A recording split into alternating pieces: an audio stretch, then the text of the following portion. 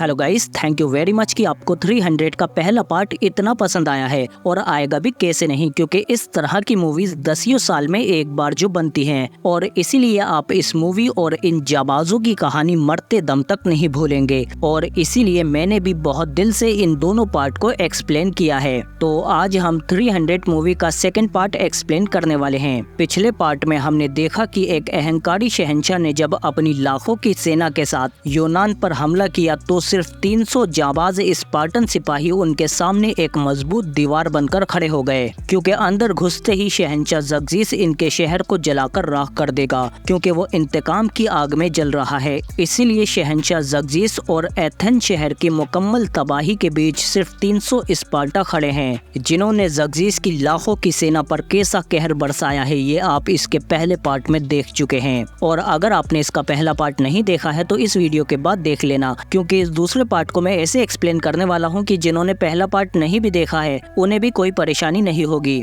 जानता हूं कि आपको सब्र नहीं हो रहा, तो चलिए शुरू करते हैं। यूनान की सबसे बहादुर फौज स्पार्टन की है, जिनकी पहचान लाल लिबास और उनकी ढाल है। पर यूनान के दूसरे हिस्से में एथेनियन भी रहते हैं, जिनका लिबास नीला होता है और वतन के लिए अपनी जान की कुर्बानी देने में इनका कलेजा भी स्पार्टन से कम नहीं। मूवी की शुरुआत में हमें बताया जाता है कि 10 साल पहले फारसी राजा डेरियस यूनानियों को अपने पैरों पर झुकाने के लिए यूनान आया, क्योंकि वो नहीं चाहता था कि यूनान आजाद रहे। इसीलिए वो समुद्र के रास्ते यूनान आया और उसकी फौज यूनानियों के मुकाबले 3 गुना ज्यादा थी। पर सुबह होने से पहले ही एथेनियन उन पर टूट पड़े, क्योंकि राजा डारियस की फौज 1 महीने के समुद्री सफर से थकी हुई थी और इसीलिए एथेनियन ने इस मौके को जाया नहीं जाने दिया और अपनी पूरी ताकत से इन पर हमला कर दिया। पागलपन की ये रणनीति एक एथेनियन योद्धा थेमेस्टिक्लिस ने बनाई थी, जिसने फारसियों को एथेनियाई दरिंदगी का मजा चखा दिया, क्योंकि एथेनियन इन पर मौत की तरह टूट पड़े और राजा डारियस की फौज को संभलने का मौका भी नहीं दिया और एक एक फारसी को बड़ी ही बेरहमी से चुन चुन कर मारा गया।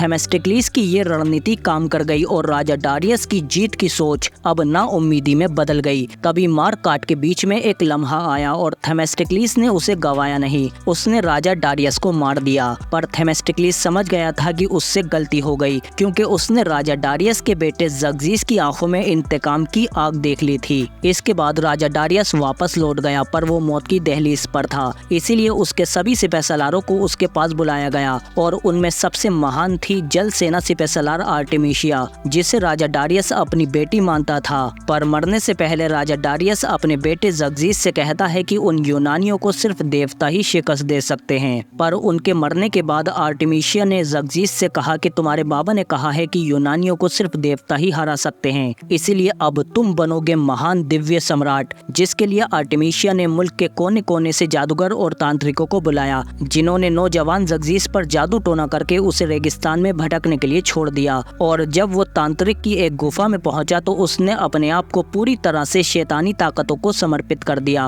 और जब वो निकला तो उसमें ज़र्जिस का कोई भी पुराना अंग नहीं था। वो अब पूरी तरह से इंसानियत से खाली था, क्योंकि उसने अब एक देवता के रूप में पुनर्जन्म लिया था। और इधर आर्टेमिशिया ने महल के अंदर ज़र्जिस के आने से पहले ही उसके सभी शुभ चिंतकों को साफ कर दिया। जो भी ज़र्जिस को सही रास्ते पर ला सकते थे वो सब आर्टेमिशिया के कहर का शिकार हो गए। और जब दिव्य सम्राट ज़र्जिस लोगों के सामने आया तो उसने पूरे यूनान के खिलाफ जंग का ऐलान कर दिया। पर ज़र्जिस से ज्यादा इस जंग की चाहत आर्टेमिशिया को थी और जब ये खबर एथेनियन को पता चलती है तो उनमें अफरा तफरी मच जाती है। कुछ कहते हैं कि हमें अमन की बात करनी चाहिए, पर थेमेस्टिक्लिस कहता है कि फारसियों की 10 लाख से भी बड़ी फौज यूनान के मुहाने पर जंग के लिए तैयार खड़ी है, जो किसी को जिंदा नहीं छोड़ेंगे। अमन सिर्फ एक ही सूरत में कायम हो सकता है कि अगर हम सब एक हो जाएं, पूरा यूनान एक हो जाए, क्योंकि सिर्फ एथेनियन और यहाँ तक कि सिर्फ स्पार्टा भी इतनी बड़ी फौज का मुकाबला नहीं कर सकते। इसीलिए हम सबको एक होना होगा, क्योंकि फारसी हमला दोनों तरफ से होगा, समुद्र और जमीन की तरफ से। इसीलिए आपके पास जितने भी जहाज हैं उन्हें समुद्री किनारे पर भेजो और मैं खुद जाकर स्पार्टन से मदद मांगूंगा।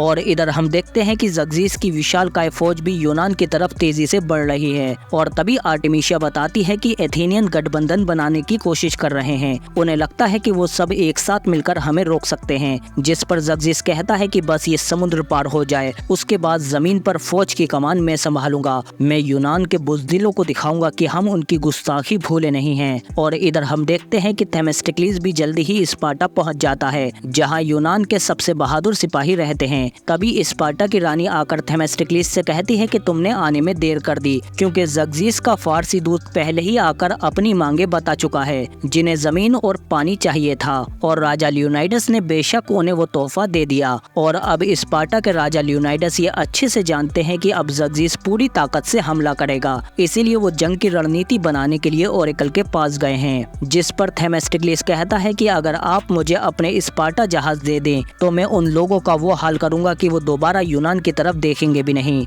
जिस पर रानी कहती है कि हमें तुम्हारे गठबंधन में कोई दिलचस्पी नहीं है, स्पार्टा तुम्हारे साथ नहीं आएगा, मेरे आदमी तुम्हें बाहर तक छोड़ देंगे। जिसके बाद थेमेस्टिक्लिस वापस लौट जाता है और इधर आर्टेमिशिया के जहाज पर एक गुलाम को उसके सामने पेश किया जाता है, जो बाकी सिपाहियों से कहता है कि आर्टेमिशिया एक यूनानी वेश्या है और तुम लोग इसका हुक्म मानते हो। जिस पर आर्टेमिशिया उसका सर धड़ से अलग कर देती है, पर इसके बाद इसे एक और सिपाही पर शक हो जाता है, लेकिन पकड़े जाने से पहले ही वो सिपाही यहाँ से बचकर समुद्र में कूद जाता है, क्योंकि आर्टेमिशिया अपने जंगी बेड़े के साथ यूनान के काफी करीब आ चुकी है। और फिर जल्दी ही वो सिपाही थेमेस्टिक्लिस के पास पहुँच जाता है, क्योंकि ये थेमेस्टिक्लिस का ही साथी जासूस है और इसका नाम सीलियस है। ये बताता है कि बेशक आर्टेमिशिया एक यूनानी है, पर वो यूनान से सबसे ज्यादा नफरत करती है। थेमेस्टिक्लिस कहता है कि उसकी नफरत की वजह मैं जानता हूँ, क्योंकि जब आर्टेमिशिया छोटी थी तो यूनानियों ने उसके गांव पर हमला किया और उसके सामने ही उसके पूरे परिवार का बलात्कार करके उन्हें मार दिया। जिसके बाद उन्होंने सालों तक आर्टेमिशिया के शारीरिक शोषण के लिए उसे गुलामों वाले जहाज पर रखा और फिर उसे मरने के लिए सड़क पर छोड़ दिया, जहाँ एक फारसी दूत की निगाह उस पर पड़ गई, जिसने उसे जंग की तालीम दी और उसे जल्दी ही एक अव्वल दर्जे का तलवारबाज बना दिया। जिसके बाद उसने राजा डारियस के दुश्मनों के सरों के ढेर लगा दिए और जल्दी ही वो राजा डारियस की सबसे बेहतरीन सिपहसालार बन गई। और आर्टेमिशिया ने कसम खाई है कि वो जब यूनान वापस लौटेगी तो उसे जलाकर राख कर देगी। इसके बाद सीलियस बताता है कि एक बुरी खबर और है, क्योंकि ओरेकल ने स्पार्टन फौज को जंग की इजाजत नहीं दी है, इसीलिए राजा लियोनाइडस अपने 300 जाबाज सिपाहियों के साथ उत्तर में नर्क के द्वार की तरफ गए हैं, जहां से ज़र्जिस की फौज जमीन से हमला करने वाली है। तो अब एथेंस शहर और मुकम्मल तबाही के बीच खड़े हैं सिर्फ राजा लियोनाइडस और उनके 300 जाबाज सिपाही। इसीलिए थेमेस्टिक्लिस जल्दी ही जंग की तैयारी करना शुरू कर देता है और वो देखता है कि यहाँ पर सीलियस का बेटा भी है, जो कहता है कि मैं यहाँ लड़ना चाहता हूँ आपके साथ मिलकर। जिसके बाद थेमेस्टिक्लिस अपने साथियों से कहता है कि फारसियों के जहाज हमसे बहुत ज्यादा बड़े और ताकतवर हैं, लेकिन हमारे जहाज छोटे होने की वजह से तेजी से मुड़ सकते हैं, जिसका हम भरपूर फायदा उठाएंगे। और इधर आर्टेमिशिया कहती है कि जो भी कमांडर अपनी काबिलियत साबित करेगा उसकी जगह मेरे साथ होगी। जिस पर कमांडर भंडारी कहता है कि मैं अपनी जान पर खेलकर आपको जीत दिलाऊंगा। और इधर थेमेस्टिक्लिस भी अपने सिपाहियों की हौसला अफजाई करता है कि आज तुम्हारे इम्तिहान का दिन है। और इधर दुश्मन भी गुलामों पर कोड़े बरसाकर अपने जहाज उनकी तरफ तेजी से बढ़वाता है, पर थेमेस्टिक्लिस ने भी अपने जहाजों से अपना चक्रव्यूह तैयार कर रखा है। थेमेस्टिक्लिस कहता है कि फारसी जहाज बीच में से कमजोर है, इसीलिए ये लोग अपने जहाजों को उनके बीच में घुसेड़कर तोड़ने लगते हैं। फारसियों को इस हमले की उम्मीद नहीं थी, इसीलिए उनके बड़े बड़े जहाज अब समुद्र में डूबने लगते हैं। आर्टेमिशिया कहती है कि कमाल की चाल है, एथेनियन को उनकी पहली जीत पर खुश होने दो। जबकि इधर थेमेस्टिक्लिस कहता है कि आज तो हमारे लोग अच्छे से लड़े, पर कल हमें अपनी पूरी ताकत की जरूरत पड़ेगी। जबकि इधर आर्टेमिशिया अपने कमांडर की नाकामी पर उसे समुद्र में डुबा देती है। और फिर इसका साथी बताता है कि हमारे 75 जहाज डूब चुके हैं, 30 पूरी तरह से तबाह हो चुके हैं। और उस यूनानी फौज का कमांडर वही थेमेस्टिक्लिस है जिसने शहंशाह डारियस के सीने में तीर दागा था। जिस पर आर्टेमिशिया कहती है कि दुश्मन ने तो जंग में अपनी अक्लमंदी का सबूत दे दिया, क्या तुम में से भी कोई ऐसा है? जिस पर कमांडर कशानी कहता है कि अगला हमला मैं करूंगा, कल सूरज डूबने से पहले जीत आपके कदमों में होगी। पर अगली सुबह थेमेस्टिक्लिस भी पूरी तरह से तैयार होता है और कमांडर कशानी भी अपनी ताकत के गुरूर में इन्हें कुचलने के लिए आगे आ जाता है, पर थेमेस्टिक्लिस उन्हें अपने पीछे पीछे कोहरे में ले आता है और जल्दी ही कोहरे की वजह से ये चट्टानों से टकरा जाते हैं, क्योंकि अब इनके बड़े बड़े जहाज इन चट्टानों में फंस चुके हैं।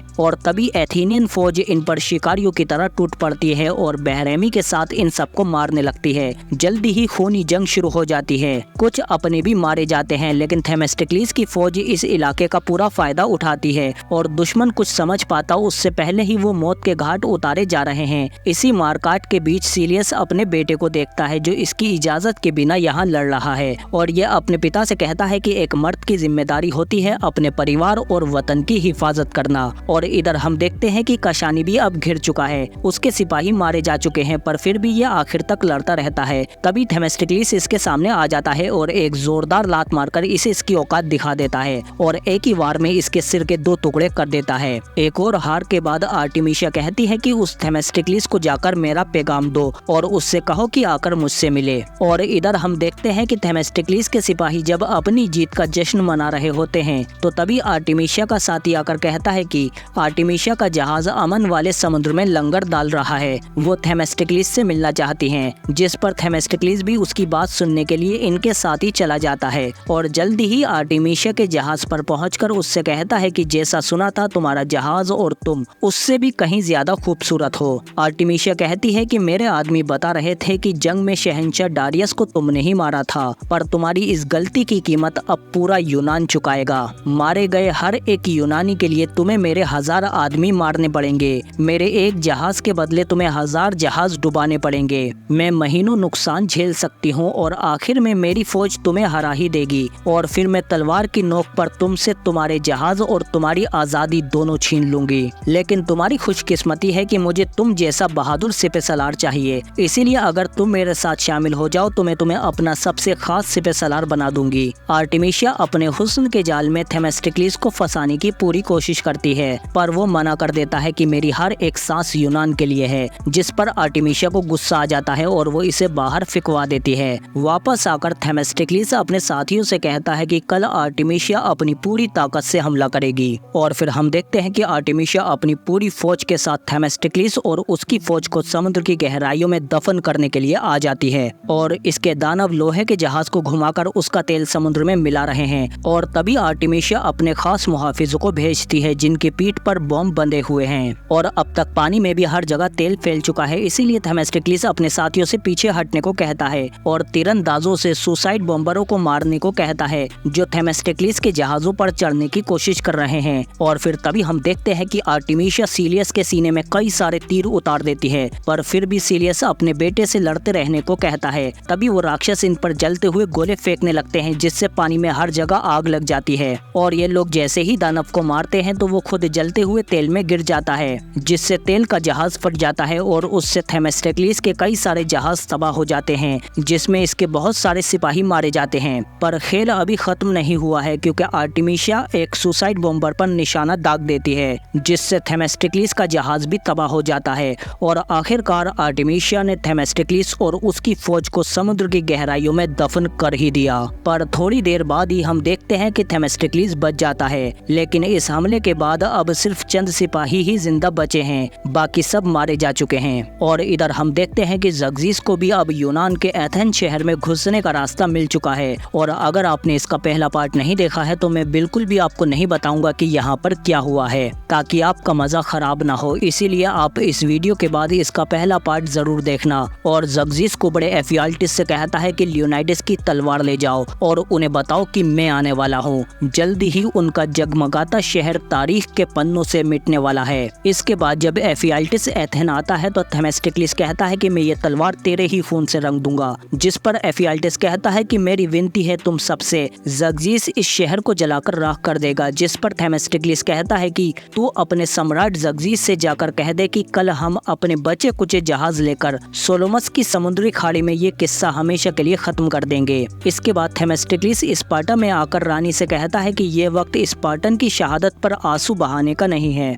बल्कि उनकी कुर्बानियों का बदला लेने का वक्त है, क्योंकि उनकी कुर्बानी हार नहीं थी, वो एक शानदार जीत थी जो पूरे यूनान को एक कर देगी। और इधर हम देखते हैं कि ज़र्जिस की फौज ने एथेंस शहर को जलाकर राख कर दिया है और बचे कुछ सिपाहियों और औरतों के साथ ये जानवरों से भी बदतर सलूक करते हैं। अपने बदले की आग में ज़र्जिस पूरे शहर को जलाकर उनकी लाशों पर बैठा है। तभी एफियाल्टिस आकर कहता है कि मेरे मालिक एथेनियन का बचा कुचा समुद्री बेड़ा सोलोमस की खाड़ी में है, जिनका कमांडर थेमेस्टिक्लिस है, जिस पर आर्टिमिशिया कहती है कि वो मर चुका है, पर एफियाल्टिस कहता है कि मैंने उसे अपनी आंखों से देखा है, वो जिंदा है, जिस पर आर्टिमिशिया कहती है कि हम इसी वक्त उन पर हमला करेंगे, पर ज़र्जिस कहता है कि ये उनकी चाल भी हो सकती है, जिस पर आर्टिमिशिया कहती है तो अब जंगी मामलों में क्या तुम मुझे सलाह मशवरा दोगे, जिस पर ज़र्जिस को गुस्सा आ जाता है और वो आर्टिमिशिया के थप्पड़ मार देता है। पर आर्टिमिशिया कहती है कि मैं अपनी पूरी सेना के साथ थेमेस्टिक्लिस पर हमला करूंगी और भूलो मत तुम्हारे इस बचकाने सर पर ताज किसने रखा है राजा साहब। और इधर थेमेस्टिक्लिस अपने साथियों से कहता है कि आज अकेले हम उस राक्षस का सामना करेंगे जिसका मनहूस साया हमारी जमीनों पर पड़ा है, जिन्होंने हमारे एथेंस शहर को जलाकर राख कर दिया है। मैंने स्पार्टा से मदद की दरख्वास्त की थी कि वो ऐसे वक्त में हमारी मदद करें, पर उनके मुताबिक वो हमें पहले ही बहुत कुछ दे चुके हैं।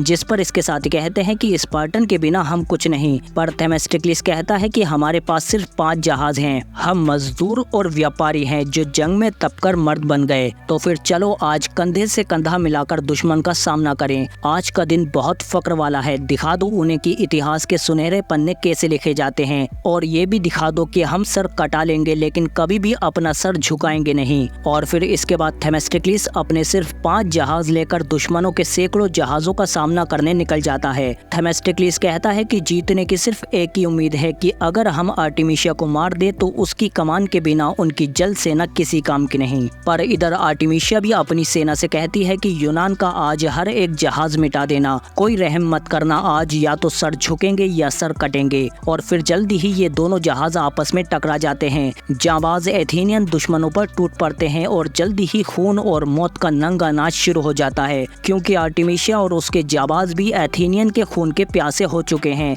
जीत की सिर्फ एक ही उम्मीद है, आर्टिमिशिया की मौत। इसीलिए थेमेस्टिक्लिस अपने तेज घोड़े के साथ जल्दी ही दुश्मनों को मारते हुए उसके करीब जाने की कोशिश करता है। पर उससे पहले थेमेस्टिक्लिस को आर्टिमिशिया के मुहाफिजों से लड़ना पड़ता है। इसीलिए थेमेस्टिक्लिस अकेला ही उन सबको मारने लगता है, क्योंकि आज एथेनियन लड़ेंगे जी जान से और मरेंगे शान से। और इन्हें मारने के बाद अब थेमेस्टिक्लिस को आर्टिमिशिया की नफरत और उसके गुस्से का सामना करना पड़ेगा, क्योंकि ये एक अव्वल दर्जे की तलवारबाज है। इसीलिए थेमेस्टिक्लिस आर्टिमिशिया की रफ्तार का सामना नहीं कर पाता। पर जल्दी ही ये दोनों एक दूसरे को तलवार की नोक पर ले लेते हैं। आर्टिमिशिया कहती है कि हथियार डाल दो या फिर सर कलम कर लो, पर थेमेस्टिक्लिस कहता है कि गुलामी की जिंदगी से आजादी की मौत मंजूर है, भले ही वो गुलामी की जंजीर तुमसे ही क्यों ना जुड़ी हो। तभी हम देखते हैं कि स्पार्टा की रानी सैकड़ों जहाज और स्पार्टा के साथ यहाँ आ जाती है। थेमेस्टिक्लिस कहता है कि तुम्हें घेरा जा चुका है, तुम्हारे खिलाफ पूरा यूनान एक हो चुका है। और ऊपर से ज़र्जिस भी ये सब देख रहा होता है कि उसकी जल सेना अब आर्टिमिशिया के गुस्से की कीमत चुकाएगी। थेमेस्टिक्लिस आर्टिमिशिया से कहता है कि मुझे एक औरत को मारने पर मजबूर मत करो, मैं तलवार हटा सकता हूँ। पर आर्टिमिशिया भागने के बजाय लड़ते हुए मरना पसंद करती है, इसीलिए वो थेमेस्टिक्लिस के हाथों मारी जाती है। और अब स्पार्टा इन फारसियों पर भूखे शेरों की तरह टूट पड़ते हैं,